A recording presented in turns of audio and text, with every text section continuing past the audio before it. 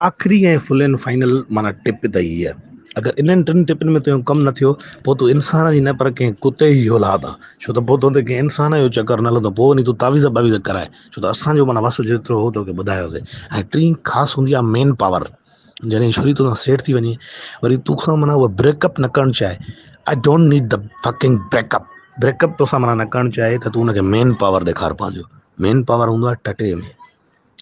अची बि अथऊं किरतार मेडिकल स्टोर वारा शार्क टेबलेट वठे लले वारी हुन लले जी टेबलेट हूंदी हुई। ललो छापियल हूंदी हेठां ॿ पेलूड़ा माना उहा छापियल हूंदी डिज़ाइन हुन गोरीअ जी ईअं टटे वांगे। मां हाणे पई थी मां कॾहिं ॾेखारींदोमांइ। पोइ मेन पावर इस्तेमालु कर। पंहिंजी ताक़त त माण्हूअ खे आहे 10 मिंट छिके छिके 15 मिंट न भाउ टार्ज़न त न आहे जो 2 कलाक लॻो पियो हुजे।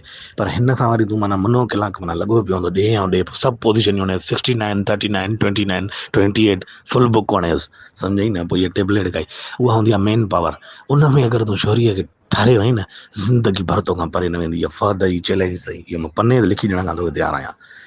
जो तुमसे उसे वो मज़ा मिलेगा जो कहीं और ना मिल पाए। सम्झी त पोइ तुंहिंजी माना ॻोल्हींदी तोखे where is Bundu where is माए बुंदू बुंदू मादर चौथ बुंदू वेयर इज़ बुंदू। सम्झी न। पोइ वेयर इज़ बुंदू पवंदी सॼे मुल्क में।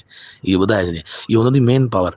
टंगा ऐं हवा में हुजनि 2-3 मिंट हाली विझे थी न 2-3 मिंट चङा हवा में हुजनि जेसि ताईं हुनखे हितां जेका आहे कॾहिं कॾहिं सियारे में उन रग जो सूरु पवंदो अथई जेसि ताईं हिनखे इहा रगत सूरु न करे चई न ॼंघा हेठि कर सूरु थो थिए चए सब्र कर ॼंघा ईअं मथे विझंदी ऐं ईअं अॻे पासे न बुबे खॿे खे पकिड़े माना तुंहिंजो खॿो त हुनजो सॼो आहे सॼे बुबे खे पकिड़े ऐं तेज़ टेको पहिरियों ईअं अंदरि ईअं घुसड़े छॾे ईअं बरड़ाहट वञी माना कमाया ओके सम्झी न। इहो माना इहो मेन पावर थी। इहो मेन पावर आख़िरी ऑप्शन इहो थी मेन पावर। मेन पावर इस्तेमालु कंदे छोरी तोखां परे न वेंदी।